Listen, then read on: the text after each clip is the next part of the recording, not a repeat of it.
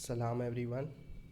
सो ये IBA BBA round 2017 का paper है। दिस इज सैम्पल पेपर 12 अगर आप वेबसाइट पे देखें तो सही है। और इस वीडियो में we'll be solving from question 1 to question 10। इसी तरह आगे 4 और वीडियोज़ आएंगी जिसमें हर एक वीडियोज़ में तकरीबन 10 क्वेश्चंस होंगे। इस तरह 5 वीडियोज़ में जाके पूरे 50 क्वेश्चंस कवर होंगे और इस पूरे पेपर का मैथमेटिक्स सेक्शन कवर हो जाएगा। आपके पास कोई भी क्वेश्चन वगैरह हो, you can always right me on my email which is mentioned here teacherharis@outlook.com। बाकी चलते हैं अपने क्वेश्चन 1 की तरफ। Let us consider two function f and g defined by f of x equals to 4 minus x minus 2 the whole square and g of x equals to 6 minus x. What is the one possible value of f of a equals to g of a? तो इसमें basically करा क्या है, F of ए क्या हो जाएगा, मैं x replace करके ए डाल दूँ, ये एफ ऑफ ए सही है। ये जो एक्स है इसकी जगह मैं ए डाल दूँ, सही है। तो इसमें भी आगे भी राइट हैंड साइड पे भी मैं ए डाल दूँगा एक्स की जगह, इस एक्स की जगह ए आ जाएगा, ए माइनस 2 दी होल स्क्वायर, सही है। ये एफ ऑफ ए हो गया। इसी तरह जी ऑफ ए में मैं यहाँ एक्स की जगह ए डाल देता हूँ, तो जी ऑफ ए हो जाएगा इक्वल्स टू, इस x की जगह भी a आ जाएगा तो 6 माइनस ए, सही है। अब ये क्या लिखा हुआ है, वन पॉसिबल वैल्यू, या मैं हाईलाइट कर देता हूँ, one possible value of such that f of a equals to g of a, सही है। इस पर फोकस करें, f of a equals to g of a करना है मुझे, सही है। तो ये हो जाएगा f of a equals to g of a, और f ऑफ a मेरा क्या है, 4 minus a minus 2 the whole square equals to 6 minus a, सही है। अब ये मैं इसको खोल लेता हूँ, 4 minus a minus 2 into a minus 2 equals to 6 minus a, सही है। अब अगेन ये 4 एज इट इज़ आ गया, ये माइनस में बाहर ले लेता हूँ और इस ए से उस ए को मल्टीप्लाई कर देता हूँ, तो ये ए स्क्वायर हो गया, सही है। और इसी तरह इस -2 से इस a को मल्टीप्लाई कर देता हूँ, तो ये -2a हो जाएगा, सही है।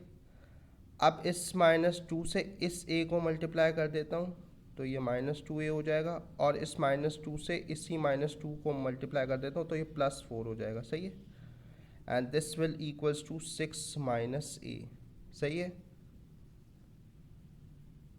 अब ये हो जाएगा 4, और मैं ब्रैकेट अगर ओपन कर दूं तो ये आ जाएगा -a², और ये ब्रैकेट के अंदर आप देखें तो ये मेरा हो रहा है -4a। अगर मैं इसको बाहर लेके जाऊंगा क्योंकि ये माइनस साइन है, तो ये +4a हो जाएगा, और इसी तरह ये -4 हो जाएगा अंदर, ये प्लस से लेकिन बाहर जाने की वजह से -4 हो गया, इक्वल्स टू 6 माइनस ए। ये देखें, ये मेरा +4 है, ये -4 है, तो दोनों आपस में कैंसिल आउट हो जाएंगे क्योंकि 4 - 4 0 हो जाएगा, सही है। और मैं ये जो बचा है इसको मैं राइट हैंड साइड पे ले जाता हूँ, सही है। तो ये वहाँ जाकर a² हो जाएगा, और ये -4a हो जाएगा, और ये यहीं पे रहेगा, तो ये -a है, और दिस इज़ +6 इक्वल्स टू 0। तो a² -5a plus 6 equals to 0 हो जाएगा ये। Now we can open this up, तो ये 1 6 ज़ा 6, सही है, 1 6 ज़ा 6, या फिर 2 3 ज़ा 6, सही है। हम 2 3 ज़ा 6 लेंगे, a² -3a -2a plus 6 equals to 0, सही है। अब क्या करेंगे, यहाँ से a कॉमन ले लूँ मैं इसमें से, तो a -3 अंदर बच जाएगा।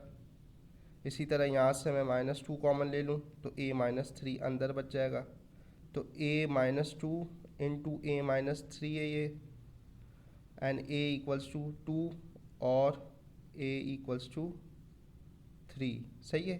तो या तो 2 हो सकता है, a की वैल्यू 2 हो सकती है, या 3 हो सकती है, जिसमें f of a equals to g of a हो जाए, सही है। तो मेरा आंसर क्या हो जाएगा, 1c, सही है, सी आंसर हो जाएगा इसका, क्योंकि 2 और 3 पे जाके सेटिस्फाई हो रहा है। Now let's move on to question number 2। This is question number 2। In the xy plane, the point uv lies on the line with the equation y equals to mx plus 1 where m is constant. The point P with the coordinates 5 u 4v lies on the line with equation y equals to 2mx plus 1. What is the value of v? तो हमें value of v find करनी है, सही है। तो सबसे पहले तो मैं इक्वेशन में ये uv सब प्लग इन कर लेता हूँ। तो ये मेरी एक इक्वेशन है और इसके कोऑर्डिनेट्स ये दिए हुए, सही है। ये u v इसके कोऑर्डिनेट्स है और ये equation y equals to mx plus 1 है। तो इसमें मैं y की जगह v डाल दूंगा और x की जगह u।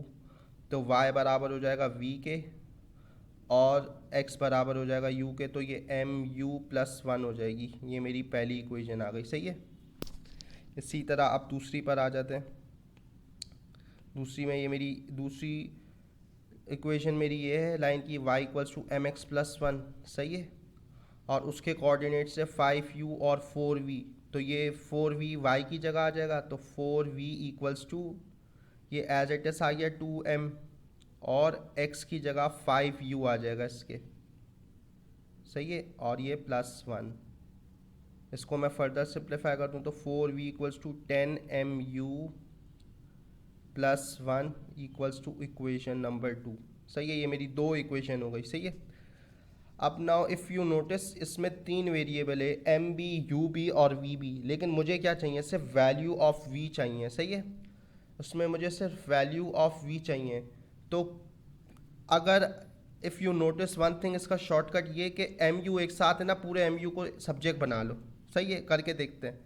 जैसे अगर आप इक्वेशन 1 यूज़ करें तो इक्वेशन 1 में क्या दिया हुआ है, v equals to M U plus 1। मैं बोल रहा हूँ अगर मैं पूरे एम यू को सब्जेक्ट बना लूँ तो क्या होगा, M U equals to V minus 1 हो जाएगा सब, ये सही है। इक्वेशन 1 को मैंने यूज़ करा और एम यू को सब्जेक्ट बना लिया, तो मेरा एम यू पूरा क्या हो गया, इक्वल्स टू वी माइनस 1। अब इसके आप देखें इससे होता क्या है। अब जब मैं इक्वेशन नंबर 2 पर आऊँगा तो 4v equals to 10mu plus 1 ये मेरी इक्वेशन है। अब ये 4v तो यहाँ पर है, लेकिन ये अब ये जो mu है इसको मैं हटा सकता हूँ ना, किस तरह, क्योंकि जो मेरे पास mu है v के टर्म्स में आ गया, 10 इंटू वी माइनस 1 प्लस 1, सही है, ये आ गया। तो इसका फ़ायदा क्या हुआ mu को सब्जेक्ट बनाने का, mu को सब्जेक्ट मैंने बनाया ना तो उसके आगे जो है वो v के टर्म्स में आ गया, सही है। तो ये मैंने mu को पूरा रिप्लेस कर दिया। अब ये मेरे पास जो आंसर आएगा वो सिर्फ v के लिए आएगा, समझ आ रही है। तो v की वैल्यू आराम से आ जाएगी इस तरह। तो 4v equals to 10v minus 10 plus 1, सही है। तो ये हो जाएगा 4v equals to 10v minus 9, सही है। मैं v को उस तरफ ले जाता हूँ, ये 4v को, और 9 को उस तरफ ले जाता हूँ, तो क्या हो जाएगा 9 equals to 10v minus 4v। तो ये हो जाएगा 9 इक्वल्स टू 6v। और अगर मैं v को सब्जेक्ट बनाऊँ तो ये हो जाएगा 9/6 इक्वल्स टू v, और v हो जाएगा 1.5 या 3/2, लेकिन फ्रैक्शन डेसिमल्स में ऑप्शंस, तो this is 1.5। So my value of v would be 1.5 which is 2a, सही है। Now let's move on to question number 3. This is question number 3. For the function of y equals to f of x given on the right, the value of f of 2 is, सही है। तो ये आसान है, इसमें हम reverse में जाके सॉल्व करते, सही है। जैसे मुझे कोई भी फंक्शन दिया हुआ ना, जैसे h g f of 2, सही है। अगर इस तरह कुछ वैल्यू फाइंड आउट करनी हो तो सबसे पहले क्या करें आप, f of 2 फाइंड आउट कर लें, रिवर्स में जाएं। मैं जैसे ही f of 2 फाइंड आउट कर लूँगा तो वो आंसर, जैसे फॉर एग्जांपल f of 2 मेरा जैसे आ जाता है 3, तो फिर मैं क्या करूँगा, यूँ, अब ये मेरी इक्वेशन यूँ सिंप्लीफाई हो जाएगा, फंक्शन g of 3, सही है। f of 2 की वैल्यू 3 आ गई ना, अब ये 3 मैं g के फंक्शन में प्लग कर देता हूँ, सही है। तो g of 3 की जो भी वैल्यू आती है, जैसे 5 आई, तो अब ये मेरा रह जाएगा h of 5, सही है। g of 3 5 आ गया, तो अब ये h of 5 रह जाएगा, और h of 5 में जैसे निकाल लूँ तो 10 आ रहा है, तो मेरा फाइनल आंसर 10 हो जाएगा, सही। ये अजम्पशन पर्पसेस के लिए था। अब आ जाते हैं हम अपने क्वेश्चन की तरफ। मुझे फाइंड आउट करना है f of 2, तो बिल्कुल इसी तरह जैसे ये लिखा हुआ है f of 2, सही है। तो रिवर्स में जाएंगे ना, सबसे पहले मैं f of 2 फाइंड आउट कर लूँगा। तो f of 2 मेरे पास क्या आ जाता है, मैं ग्राफ पे देख सकता हूँ। f of 2 का क्या मतलब, मेरी x की वैल्यू 2 है, सही है। तो ये देखें, ये x की वैल्यू 2 है और इस पे f ऑफ 2 क्या आ रहा है, y equals to F of X है ना, तो f ऑफ 2 फंक्शन की वैल्यू क्या आ रही है,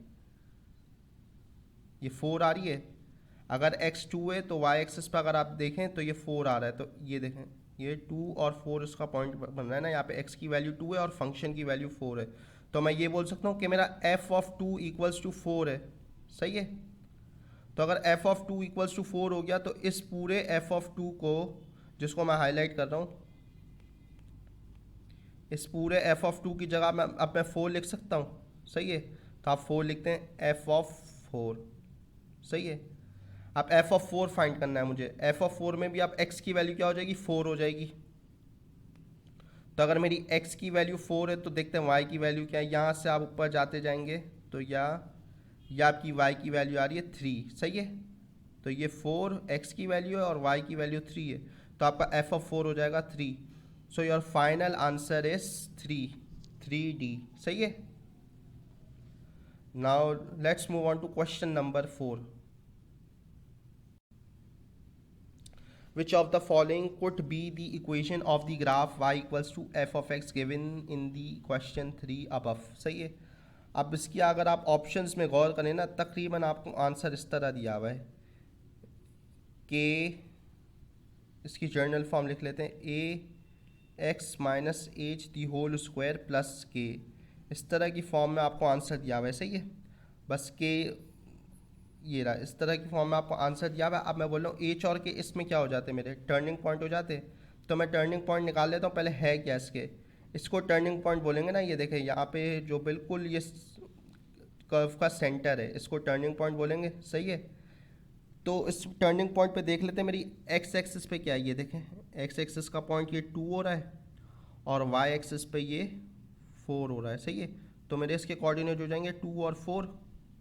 तो एच और के मेरे टर्निंग पॉइंट है, तो इनके कोऑर्डिनेट किसके बराबर होगा, 2 और 4 के। सही है, एच मेरा टर्निंग पॉइंट का एक्स कोऑर्डिनेट है और ये के मेरा वाई कोऑर्डिनेट है, तो एच की वैल्यू 2 आ गई और वाई की के की 4 आ गई।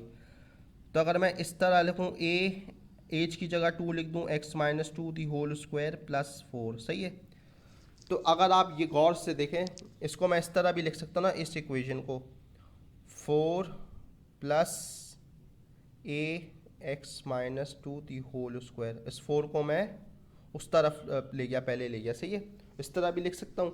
तो ये तकरीबन आंसर किससे मैच हो रहा है, एक मिनट, इसमें आंसर किससे मैच हो रहा है। वैसे तो अभी ए लग रहा है, लेकिन अभी मुझे डिटर्मिन करना बाकी है कि मेरी ए तो अननोन है ना, ए की वैल्यू पॉजिटिव है या नेगेटिव है। सही है, तो टर्निंग पॉइंट किस में मैच कर रहे हैं, ये यहाँ पे -2 आ रहा है और यहाँ पे +4 आ रहा है, तो -2 इसमें भी आ रहा है, +4 इसमें भी आ रहा है, -2 इसमें भी आ रहा है, +4 इसमें भी आ रहा है। सही है, यहाँ पे मेरा +2 है +4 है, तो ये तो गलत है। यहाँ पे भी +2 है +4 है, तो ये गलत है।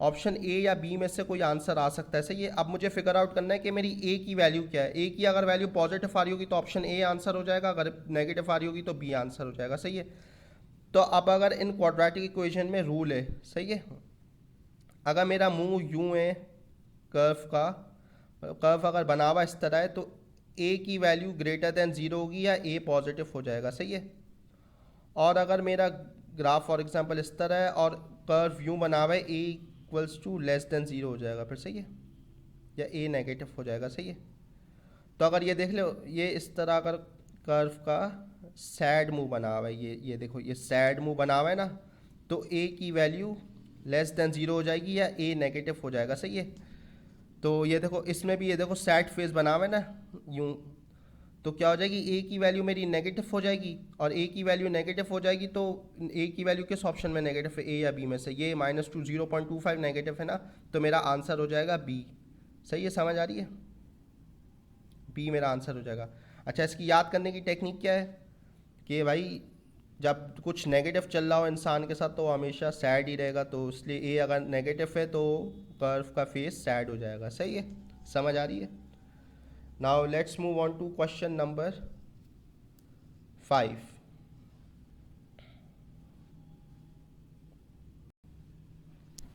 In the equation x plus 1 equals to 2 upon x minus 1 which is the possible value of x plus √3। सही है, इसको सॉल्व करके देख लेते हैं। पहले x की वैल्यू निकाल लेता हूँ मैं।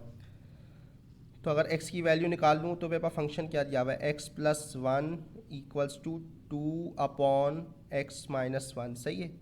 तो मैं इसको क्रॉस मल्टीप्लाई कर लूँ तो ये क्या हो जाएगा, x plus one into x-1 equals to 2 हो जाएगा, सही है। और फिर हम सॉल्व कर लेते हैं। इस x से मैं इस x को मल्टीप्लाई कर लूँ तो ये x स्क्वायर हो जाएगा, और इसी तरह इस 1 से इस x को मल्टीप्लाई कर लूँ तो ये प्लस x हो जाएगा। इसी तरह अब ये तो इससे तो मैंने दोनों को मल्टीप्लाई कर दिया, अब इस पर आ जाते हैं, इस x से मैं -1 को मल्टीप्लाई कर लेता हूँ तो ये -x आ जाएगा, और अब इसी 1 से मैं इस 1 को मल्टीप्लाई कर लूँगा तो ये -1 आ जाएगा, क्योंकि +1 इंटू -1 इज़ -1, सही है। इक्वल्स टू 2 आ गया, ये x और x कैंसिल हो जाएगा क्योंकि प्लस x माइनस x 0 हो जाएगा, और ये हो जाएगा x स्क्वायर -1 इक्वल्स टू 2 और x स्क्वायर इक्वल्स टू 3 हो जाएगा, सही है। तो अगर अंडर रूट करूँ मैं दोनों साइड्स को तो यहाँ पे एक तरफ क्या बच जाएगा, एक तरफ x बच जाएगा और वहाँ √3 हो जाएगा प्लस माइनस, सही है। ये समझ आ रही है। प्लस माइनस क्यों लिखा है मैंने, क्योंकि प्लस √3 को मैं स्क्वायर करूं तो जब भी +3 आएगा, और माइनस √3 को भी स्क्वायर करूं तो जब भी मेरे पास +3 ही आएगा, सही है। तो मेरी x की दो पॉसिबल वैल्यू आ रही है, √3 और -√3, सही है। दोनों प्लग इन करके देख लेते हैं। तो अब मुझे क्या फाइंड आउट करना है, x प्लस √3 मुझे फिगर आउट करना है एज पर द क्वेश्चन। ये लिखा हुआ भी है, possible value of x plus √3। तो ये मेरी x की वैल्यू 2 बन रही है ना, √3 भी बन रही है और -√3 भी बन रही है। तो अगर मैं पॉजिटिव √3 डालूँ तो ये √3 प्लस √3 हो जाएगा, सही है। तो ये क्या आ जाएगा, 2√3 आ जाएगा, सही है। समझ आ रही है। ये समझ आता है ना, ऐड क्यों करते इस तरह, क्योंकि अगर फॉर एग्जांपल √3 अगर मेरा x हो तो ये अगर x प्लस x होता तो मैं क्या लिखता, 2x लिखता ना। तो अब x की जगह मैंने √3 लिख दिया, बस समझ आ रही है। अब इसी तरह आप देख लेते हैं, x प्लस √3 की एक और वैल्यू मैं फाइंड कर लूँ। अगर मैं -√3 रखूँगा तो -√3 प्लस √3 इक्वल्स टू क्या हो जाएगा, 0 हो जाएगा, सही है। 0 हो जाएगा तो मेरे दो पॉसिबल आंसर होगा, 2√3 या फिर 0, सही है। तो ये आंसर भी करेक्ट है और ये आंसर भी करेक्ट है। तो 5 का आंसर क्या हो जाएगा, 5D 1 and 3 ओनली, सही है। Now let's move on to question number 6। अच्छा जनाब, ये क्वेश्चन नंबर 6 है। Which of the following is the value of x for which the expression 1/4x square plus 16x plus 15 is undefined, सही है। ये expression का किस वैल्यू पे जाके, किस x की वैल्यू पे जाके अनडिफाइंड हो जाएगा। तो इसमें सिंपल रूल है आपके पास, कोई ये एक्सप्रेशन जिस इस तरह दिया हुआ है ना, तो अगर मेरा डिनोमिनेटर मैं किससे बोलता हूँ, जिससे मैं हाईलाइट कर रहा हूँ, ये हाईलाइट कर रहा हूँ, ये फंक्शन का जो नीचे का हिस्सा है इसको डिनोमिनेटर बोलते हैं, सही है। अगर ये 0 हो गया ना, मेरा ऑटोमेटिक पूरा एक्सप्रेशन 0 हो जाएगा। ये बात समझ आती है क्यों, क्योंकि 1 divided by 0 equals to undefined, सही है। या बल्कि anything divided by 0 is undefined, सही है। न्यूमरेटर में 0 आ जाए यानी ऊपर 0 आ जाए तो उसकी खैर है, क्योंकि नीचे 0 नहीं आना चाहिए। 0 डिवाइडेड बाय 1 0 होगा, सही है। तो मैं देख लेता हूँ कि x की किस वैल्यू पे जाके ये मेरा पूरा का जो पूरा एक्सप्रेशन है वो 0 आ जाएगा, सही है। तो 4x square plus 16x plus 15 equals to 0, सही है। तो मुझे बेसिकली x के रूट्स फाइंड आउट करने हैं, x के रूट फाइंड आउट करने, जहाँ ये 0 हो जाएगी, ये 0 हो जाए, 4x square plus 16x plus 15। तो ये सॉल्व करके देख लेते हैं। 4 15 ज़ा 60, सही है। 4 15 ज़ा 60 हो जाएगा, तो उसको मैं बोल सकता हूँ 10 6 ज़ा 16 हो जाएगा। ये 4 15 ज़ा 60 है ना, सही है। अब इसके मुझे ऐसे फैक्टर्स लेने के उनको ऐड करके मेरे पास 16 आ रहा हो, तो जैसे फॉर एग्जांपल 1 इंटू 60 हो जाएगा, लेकिन वो पॉसिबल नहीं है। 2 इंटू 30 हो जाएगा, वो भी पॉसिबल नहीं है। और 4 इंटू 15 हो जाएगा, वो भी पॉसिबल नहीं है। 5 इंटू 12 हो जाएगा, वो भी पॉसिबल नहीं है, क्योंकि 5 + 12 17 हो रहा है। तो 10 इंटू 6 ये पॉसिबल हो जाएगा ना, 10 6 ज़ा 60, क्यों, क्योंकि 10 6 ज़ा 60 है और 10 + 6 16 भी दे रहा है मुझे। तो 4x square plus 10x plus 6x plus 15 equals to 0। इसमें से मैं x भी कॉमन ले सकता हूँ और 2 भी कॉमन ले सकता हूँ, तो मैं पूरा 2x यहाँ कॉमन ले लूँ तो अंदर क्या बचेगा 2x प्लस 5। इसी तरह यहाँ से मैं 3 कॉमन ले सकता हूँ 3 और ये अंदर आ जाएगा 2x प्लस 5 इक्वल्स टू 0। अब ये 2x प्लस 3 एक फैक्टर हो गया और ये 2x प्लस 5 दूसरा फैक्टर हो गया इक्वल्स टू 0। तो x की वैल्यू किस तरह आ जाएगी 2x प्लस 3 इक्वल्स टू 0 और ये 2x प्लस 5 इक्वल्स टू 0। तो अगर मैं x को सब्जेक्ट बनाऊँ यहाँ पर तो 2x इक्वल्स टू -3 हो जाएगा और x इक्वल्स टू -3/2 हो जाएगा और -1.5 अगर मैं डेसिमल में लिखूँ क्योंकि मुझे डेसिमल में आंसर्स दिए हुए। और इसी तरह यहाँ पे 2x इक्वल्स टू -5 हो जाएगा या x इक्वल्स टू -5/2 हो जाएगा इक्वल्स टू -2.5 मेरा आंसर हो जाएगा। सही है, -2.5। तो दो वैल्यूज़ आ रही है मेरी x की, -1.5 या -2.5। इन पे जो है ना मेरा एक्सप्रेशन अनडिफाइंड हो जाएगा। क्योंकि अगर मैं यहाँ x की जगह ये वैल्यूज़ डालूंगा भी ना तो ये मेरा डिनोमिनेटर 0 आ रहा होगा। डिनोमिनेटर 0 आ रहा होगा तो उसकी वजह से ये 1/0 अनडिफाइंड होता है, तो ये मेरा एक्सप्रेशन अनडिफाइंड हो जाएगा। तो वैल्यूज़ क्या क्या हो गई -2.5 और -1.5 विच आर 2 and 3 ओनली। सही है। अगर आपको ये मेथड लंबा लग रहा है या आपसे फैक्टर्स वगैरह नहीं निकल रहे जैसे 10 × 6, तो अगर आप वैल्यूज, इसका शॉर्टकट क्या हो जाएगा, आप वैल्यूज़ प्लग इन करके देख लो। अगर जैसे मैं डिनोमिनेटर में x की जगह -0.5 प्लग इन करके देख लो तो ऑब्वियसली इस पर 0 नहीं आएगा। सही है, -1.5 प्लग इन करोगे तो 0 हो जाएगा, तो इस पर अनडिफाइंड हो जाएगा। -2.5 भी मैं प्लग इन करूँगा नीचे डिनोमिनेटर में x की जगह तो मेरे पास 0 आएगा, तो अनडिफाइंड हो जाएगा। सही है, तो फैक्टर्स नहीं निकल रहे तो आप इस तरह फाइंड आउट कर लो। सही है। Now let's move on to question number 7. So guys, this is question number 7. In the xy plane above a point not shown with coordinates alpha beta lies on the graph of the linear function shown on the right.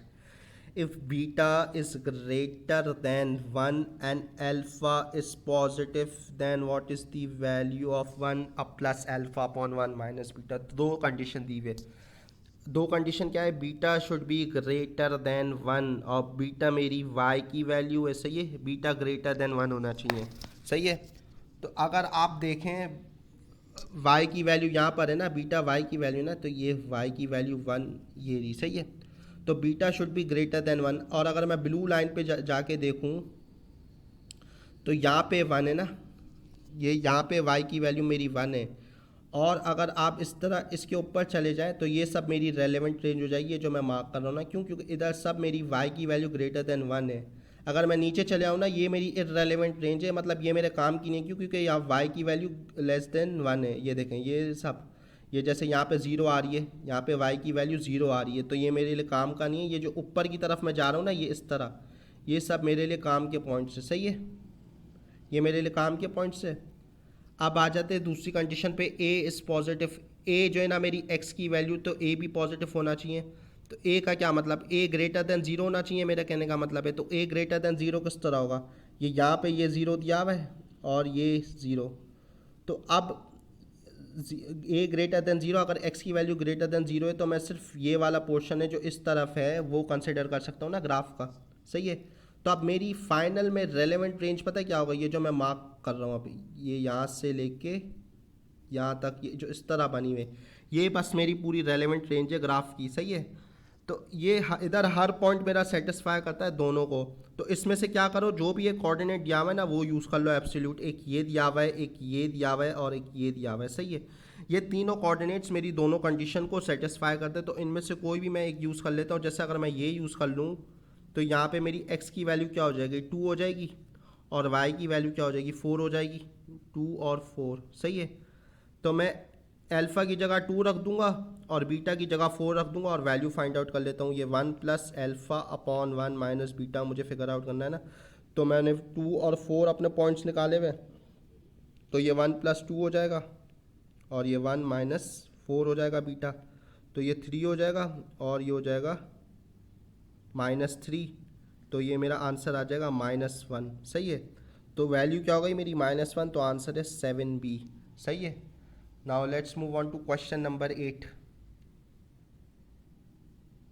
अच्छा जनाब, this is question 8.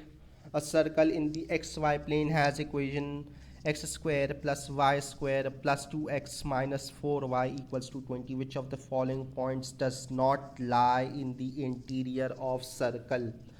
Does not lie in the interior of circle का मतलब कि ये जैसे मेरा circle है, ये मेरा सेंटर पॉइंट है, सही है. तो ये सेंटर पॉइंट है और ये कोई मेरा पॉइंट है जो सर्कल के अंदर है. जैसे ये ए, सेंटर को मैं सी ले लेता हूँ ये इंटीरियर पॉइंट है ए है. ये बी मैं ले लेता हूँ जो सरकमफेरेंस पर है सर्कल की या बाउंड्री पर, और ये सी ले लेता हूँ ये जो बाहर है, सही है. सी नहीं, सॉरी, डी ले लेता हूँ मैं, सही है. तो सी से ए तक अगर आप जाएं, ये सी से ए का मेरा डिस्टेंस है वो रेडियस से कम होगा. तो अगर रेडियस सेंटर से लेके किसी पॉइंट पे अगर डिस्टेंस मेरा रेडियस से कम आ रहा है तो मेरा पॉइंट इंटीरियर पॉइंट हो जाएगा. वो जैसे ए आपका इंटीरियर पॉइंट होगा. क्यों? क्योंकि सी और ए के दरमियान जो फासला है इस सी से लेके इस ए के दरमियान वो रेडियस से कम है. और सी और बी पर आ जाओ तो आपको रेडियस के बराबर आंसर आ रहा होगा. अगर पॉइंट्स सी और बी के दरमियान अगर डिस्टेंस रेडियस के बराबर आ रहा है तो समझो बी मेरा सरकमफेरेंस या सर्कल की बाउंड्री पर लाई करता है. और अगर आप सी और डी को इसी तरह देखो तो सी और डी का आप डिस्टेंस निकालोगे तो वो रेडियस से भी ज़्यादा आ रहा होगा. और अगर रेडियस से ज़्यादा अगर डिस्टेंस आ रहा है तो समझो वो पॉइंट आपका सर्कल के बाहर है, एक्सटीरियर ऑफ दी सर्कल है, सही है. तो अब हमें क्या फाइंड आउट करना है कि does not lie in the interior of the circle. तो मुझे अब इससे क्या फिगर आउट हो गया कि मुझे सेंटर पॉइंट चाहिए किसी तरह और रेडियस चाहिए ताकि मैं आगे की अपनी वर्किंग कर सकूं, सही है. तो अगर आप गौर से देखें तो मेरी सर्कल की जनरल इक्वेशन क्या होती है, x minus h the whole square plus Y minus k the whole square equals to are square, सही है, ये होती है ना. और अगर आप इसको ओपन अप भी करें तो ये X minus H into X minus H plus Y minus K into Y minus K equals to are square हो जाएगा.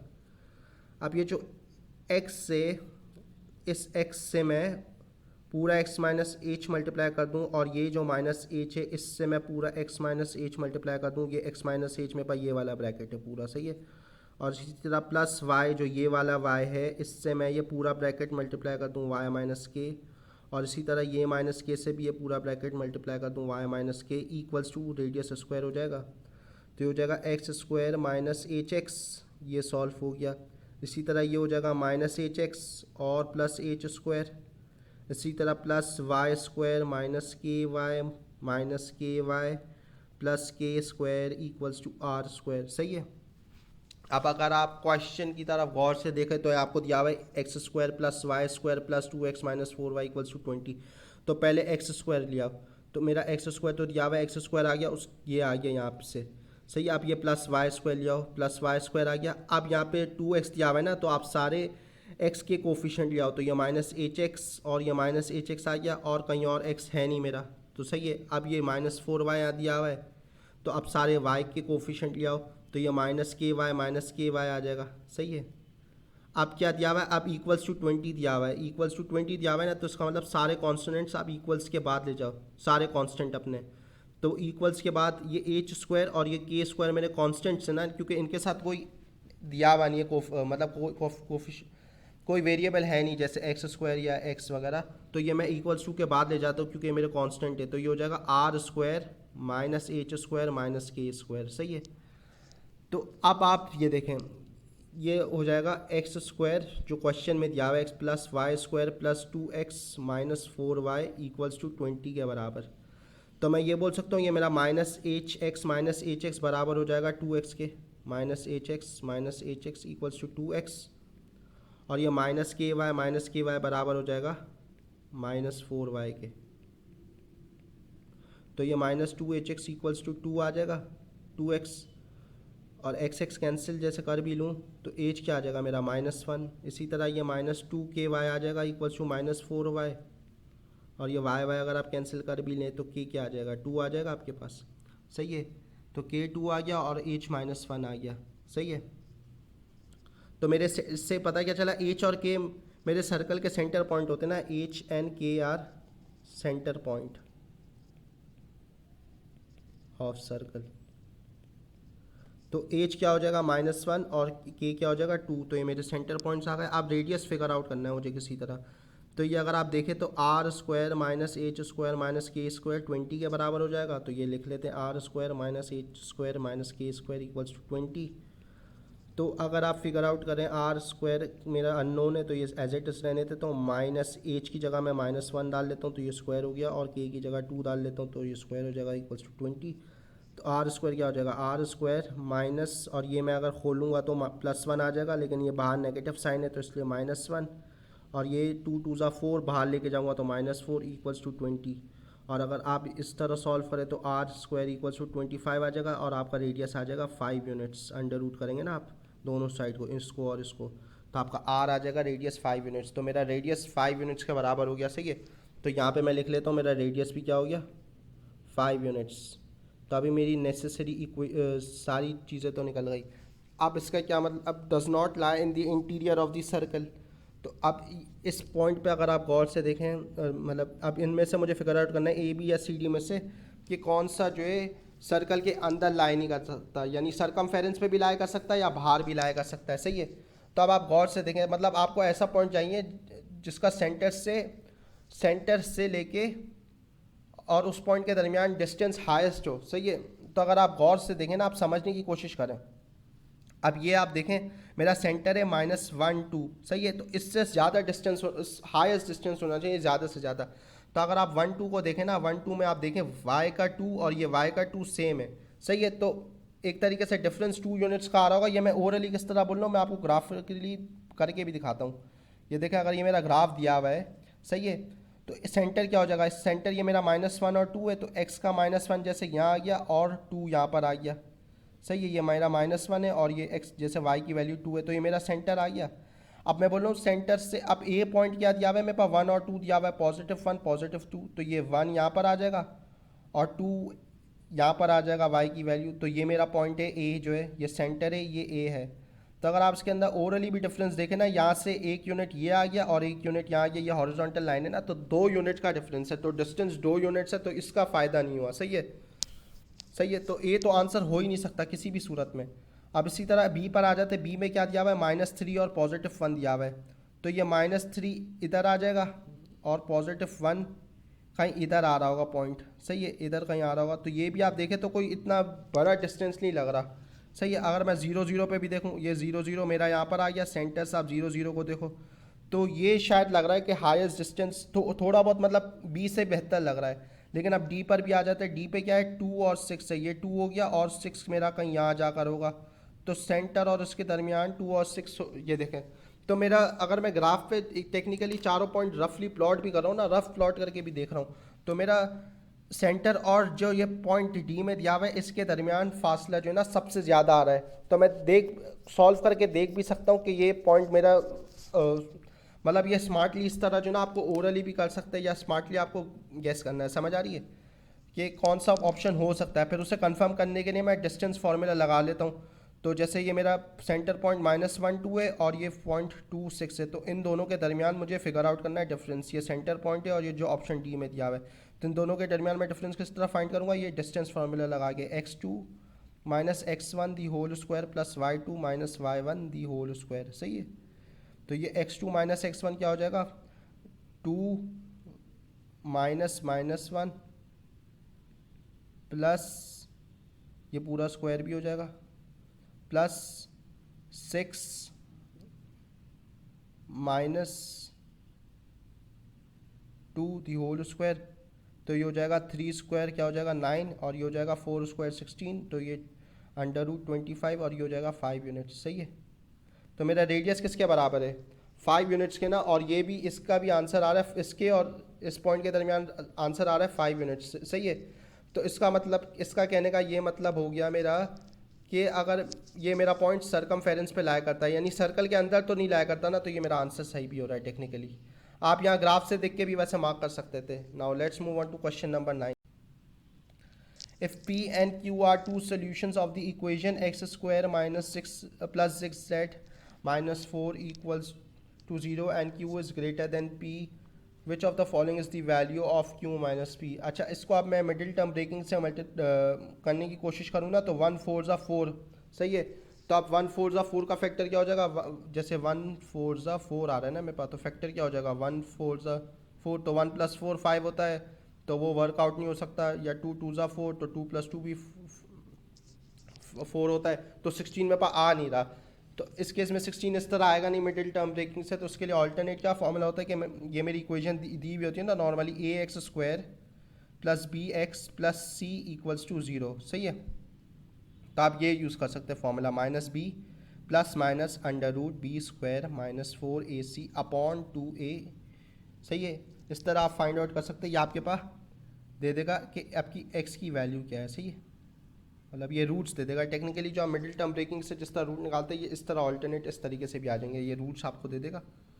सही है, तो हम फिगर आउट कर लेते हैं। अब याद देखें ए की वैल्यू मेरी क्या हो जाएगी, Z² का कोफिशिएंट आप देख लें। सही है, इस फॉर्म में मेरी इक्वेशन दी हुई है ना, तो Z² का मेरा कोफिशिएंट क्या है 1 है, तो वो मेरी ए की वैल्यू हो जाएगी, तो a = 1 हो जाएगा। इसी तरह आप Z का, ये bx है ना, अब Z का कोफिशिएंट देखें तो क्या है 16, तो मेरा b हो जाएगा 16 के बराबर।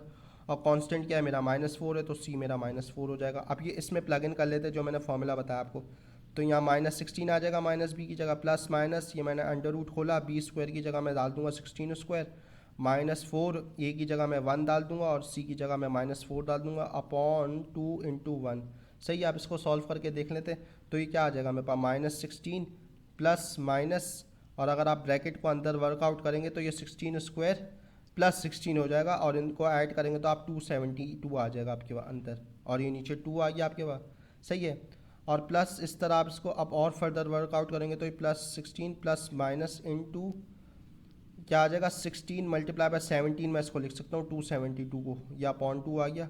तो मैं -16 प्लस माइनस √16 इनटू √17 इसको इस तरह भी लिख सकता हूँ अपॉन 2, और ये मेरा हो जाएगा -16 प्लस माइनस √16 मेरा 4 के बराबर हो जाएगा, और ये एज इट इज √17 रहेगा, ये 2 हो जाएगा। सही है, और अगर आप इसको फर्दर सिंप्लीफाई करें तो ये आ जाएगा, अगर मैं ऊपर से 2 कॉमन ले लूँ तो 2 हो जाएगा कॉमन, -8 + 2 √17 अपॉन 2, और ये 2 और 2 कैंसिल हो जाएगा। सही है, तो मेरी x की प्लस माइनस है ना ये, तो x की वैल्यू मेरी क्या हो जाएगी, या तो -8 + 2 √17, या x की वैल्यू हो जाएगी -8 - 2 √17। सही है, तो मेरी value q should be greater than p, तो मैं ये बोल सकता हूँ कि ये q हो जाएगा पॉइंट, और ये मेरा p हो जाएगा। क्यों, क्योंकि यहाँ पे +2 √17 है, ये -2 √17 है, तो ये तो मतलब इसकी वैल्यू मेरी बहुत नेगेटिव, कुछ ज़्यादा ही नेगेटिव आ रही होगी। इसकी हो सकता है शायद इसकी कम नेगेटिव आ रही होगी क्यू की। सही है, क्योंकि +2 √17 है, -2 √17 है। बात मेरी कहने की समझ आ रही है। अगर मैं -8 +2 कर दूँ और -8 -2 कर दूँ, तो मेरी ग्रेटर वैल्यू कौन सी हो जाएगी, ऑब्वियसली ये ग्रेटर होगी ना, क्योंकि ये मेरे पास -6 आएगा जैसे, और ये मेरे पास -10 आ जाएगा। सही है, तो ये माइनस करने से और मेरी वैल्यू नेगेटिव होती जा रही है, और ये अगर ऐड करूँगा कोई नंबर तो मेरी वैल्यू थोड़ी कम नेगेटिव हो जाएगी। तो मैं अब क्या कर लेता हूँ, q - p कर लेता हूँ, तो ये -8 + 2 √17 माइनस के अंदर ये -8 - 2 √17, और उसको मैं खोल लेता हूँ, -8 + 2 √17 +8 + 2 √17। सही है, -8 + 8 कैंसिल आउट हो गया। अब ये आपका 2 √17 + 2 √17 बचा, तो इसको मैं लिख सकता 2 √17 + 2 √17, और आप इसको लिख सकते हैं 4 √17। सही है, तो ये आपका आंसर हो जाएगा 4 √17। Your answer for 9A is your answer. सही है, now let's move on to question number 10। अच्छा भाई, on 14 June 2017, England crashed out in Cardiff after empathetic defeat by magnificent Pakistan. The scorecard of Pakistani batsmen are given below. The batsman with the highest strike rate. तो strike rate क्या होता है कि run divided by ball, वो तो आपको question में भी दिया हुआ है। सही है, तो एक बॉल में सबसे ज़्यादा रन किस प्लेयर ने लिए, एक तरीके से टेक्निकली ये एवरेज है, मतलब स्ट्राइक रेट बैटिंग का, कि एक बॉल में कौन सबसे ज़्यादा रन लिया है। सही है, तो अगर मैं इस तरह आपको करना भी है तो ये दिया हुआ भी है as it is runs divided by balls, ये इधर दिया हुआ भी है, मतलब आपको कुछ क्वेश्चन कॉमन सेंस है ये तो, मतलब तो ये हो जाएगा 76 divided by 100 which is 0.76, 57 divided by 58 which is 0.98। अच्छा, और ये हो जाएगा 38 divided by 45 which is 45 which is 0.84 और ये हो जाएगा 31 डिवाइडेड बाय 21 इक्वल्स टू 1.48। सही है। अच्छा, ये आपको इतना सॉल्व करने की ज़रूरत भी नहीं है। अगर आप देखें ना तो स्ट्राइक रेट मेरी 1 से ज़्यादा जब ही होगी जब मेरे रन्स बॉल से ज़्यादा हो। ये बात समझ आ रही है आपकी? अब आप जो क्रिकेट का फ़ैन है शायद उसको समझ भी आ जाए कि जैसे अगर एक बॉल में 1 रन से ज़्यादा का एवरेज किस तरह आएगा, अगर मेरे टोटल जो बॉल्स है उससे रन्स मेरे ज़्यादा हो टोटल नंबर ऑफ बॉल्स से। जैसे अब हफीज़ भाई के आप देखें, हफीज़ भाई ने 31 रन लिए हुए 21 बॉल में, तो जाहिर सी बात है इनका स्ट्राइक रेट 1 से ज़्यादा ही आएगा, क्योंकि 21 बॉल में 21 रन बनाते तो स्ट्राइक रेट 1 आता, लेकिन 21 बॉल में उन्होंने 21 से काफ़ी ज़्यादा रन बनाए तो उनका स्ट्राइक रेट 1 से ज़्यादा ही आ रहा होगा। और अगर आप बाकियों का देखें, जैसे बाबर भाई का देखें, बाबर भाई ने 45 में बॉल्स में 45 से कम रन बनाए तो इनका स्ट्राइक रेट 1 से कम आ रहा होगा। इसी तरह फ़खर भाई का देखें आप, फ़खर भाई ने 58 बॉल में 57 रन बनाए तो इनका 1 से थोड़ा सा कम आ रहा होगा स्ट्राइक रेट। सही है, क्योंकि करीब करीब है, मतलब 58 बॉल्स में अगर 1 रन और ले लेते तो पूरा इनका स्ट्राइक रेट 1 हो जाती। और अज़हर भाई को आप देखें तो अज़हर भाई ने 100 बॉल्स में 76 रन बनाए तो इनका भी 1 से काफ़ी कम है। तो इस तरह आप देख भी लेना तो मतलब कैलकुलेट करने की ज़रूरत ही नहीं है। सबसे ज़्यादा स्ट्राइक रेट हफीज़ भाई की है, प्रोफेसर साहब की हमारे। सही है, तो आंसर हमारा हो जाएगा मोहम्मद हफीज़ 10C। क्वेश्चन बनाने वाले साहब हफीज़ साहब की प्रोफेसर साहब के बड़े फ़ैन लगते हैं। सही है, तो यहाँ पर हमारी वीडियो ख़त्म होती है। इंशाल्लाह मिलते हैं जल्द अगले वीडियो के साथ। जज़ाकल्लाह, थैंक यू।